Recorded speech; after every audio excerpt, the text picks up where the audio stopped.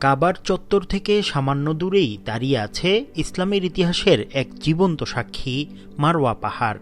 সাফা থেকে শুরু হওয়া সাইর পরিসমাপ্তি ঘটে এই পাহাড়েই। এই পাহাড় একটি ইতিহাস। এই পাহাড়ে হজরত মা হাজরা আলাইহিস সালামের মাতৃত্ব ও আল্লাহর প্রতি অগাধ বিশ্বাসের এক প্রতীক হয়ে দাঁড়িয়ে আছে।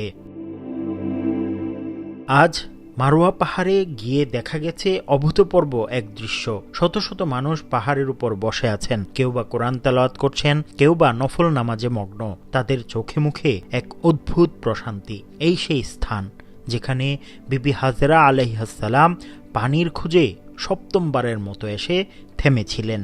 তার সেই দৌড় আল্লাহর এতটাই পছন্দ করেছিলেন যে কিয়ামত পর্যন্ত আগত সব হাজিদের জন্য তা ওয়াজিব করে দিয়েছেন।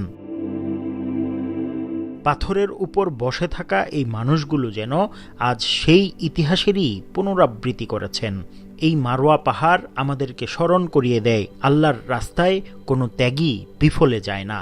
যুগ যুগ ধরে এই পাহাড় মুমিনদের ইমানি চেতনা আর চোখের পানিতে সিক্ত হচ্ছে, আর সাক্ষী হিসেবে থেকে যাচ্ছে তাদের আমলনামায়। মুফতি আব্দুল্লাহ তামিম, সময় সংবাদ, মক্কা, সৌদি আরব।